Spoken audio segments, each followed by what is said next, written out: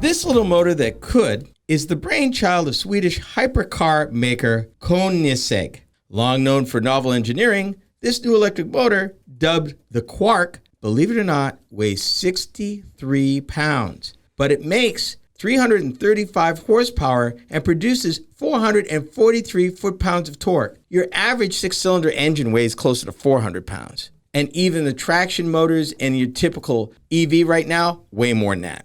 Developed for its 1,700 horsepower, and yeah, you heard that right, hybrid four-seater known as the Koenigsegg Gemera. The small motor has an industry-leading torque-power weight ratio. But like everything that's amazing, it has one catch. For this amazing motor is that while that power is available immediately, those numbers that I just quoted is available for only 20 seconds. And that's common with EV motors. But still, here's the amazing part.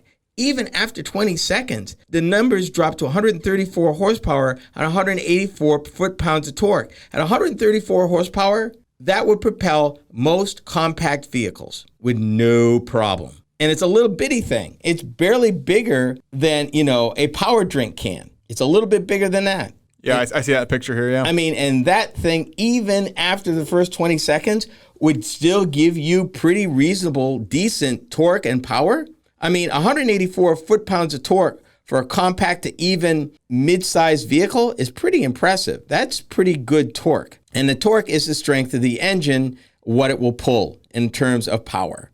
The vehicle that it was developed for, which is a hybrid, has 3 of those Quarks and, get this, a 600 horsepower 3-cylinder gasoline engine. Let me say that again, because I want that to sink in.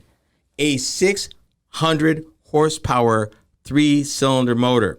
By comparison, the Hellcat engine in the Dodge Charger is a V8 and develops 700 horsepower. I just want that to sink in because that's still amazing. Forget the electric motors for a minute.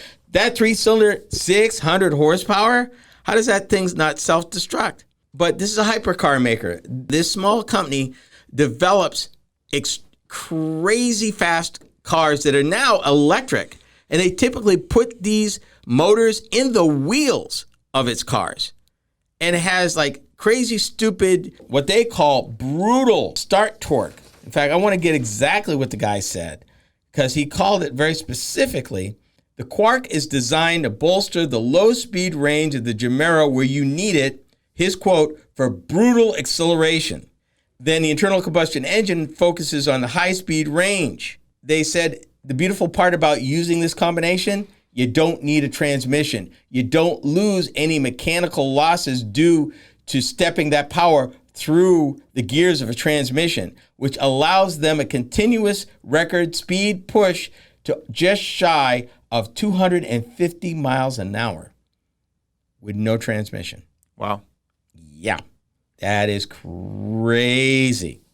Now, the Quark gets all kinds of really cool materials, aerospace motorsport grade steel, hollow carbon fiber, and the company's air core technology for the rotor. They didn't just design it for their hypercar. They also designed it for aerospace and marine applications. This little motor could literally change the world. And the thing is, it uses 2 different types of motor construction. One that was around long before the typical electric motor construction took hold. The only difference is the reason why that first type of motor didn't take off was the quality and the durability of the materials used and how they used them. But now with materials advanced so far, it has become very practical, and they use them together. Now, I'm not going to get into the very complicated electrical terms and constructions and theories behind this motor. Just know that it's really small, it's really fast, and it's really impressive. And the fact that the company said that all of this torque is available right from the get-go, and they're not even done yet. They're also marketing an EV drive unit made up of 2 of these motors, plus a small but powerful inverter and small low-ratio planetary gear sets at each output shaft. The unit, called the Terrier, serves up, get this, 670 horsepower and 811 pound-feet of torque in a package that weighs less than 200 pounds. And you can bolt this directly to a car body right now. And I can't even imagine opening the hood and seeing this little thing. Yeah. And watching people laugh and say, okay, no, I'm good. Yeah, no. You want to race your Charger? Yeah, come on, let's do it. Bear in mind that you're talking about, you're now in the vicinity of, and I can't get the letter straight, but there's a performance Camaro above the SS that makes about 650 horsepower. Your average Corvette in base format is about that before you get crazy like a Z06 or something. So this thing is at even here is at performance level numbers bolted together, less than 200 pounds. It's less than a third of what a normal internal combustion engine weighs, even in aluminum. I hope they find applications for this for widespread use. They're talking aircraft and marine as well. Yeah. But can you imagine if they would contract with a forward-thinking auto manufacturer, said, you know what? We want to take EVs to the next level, and we want to test one of these things and put it into our system. And if they were really crazy, put 2 Terriers, one on each axle, and you would have an unbeatable vehicle. Or if you really wanted to play with it, put it in a pickup truck. Can you imagine just the torque and the availability and what you could do? I mean, this is where we're going now. You don't need all the displacement. Displacement back in the 60s used to be king. The bigger the motor, the faster it went, the torque. But you were having some really huge V8s of all kinds of weight and horrific fuel economy. Imagine a vehicle now that gives you even better performance at a third of the weight of these performance vehicles.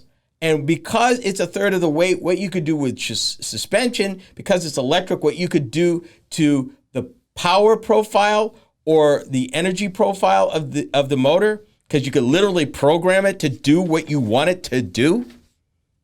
Oh my goodness. That is what is really crazy. That really, the Quark and the Terrier is really the opening salvos in the new Need for Speed. And it's going to be electric. It is electric. And they're going to show you all sorts of really cool stuff. Coming up, we reported there's a drought in the West, but we didn't realize how bad. We are RoadWorthy Drive.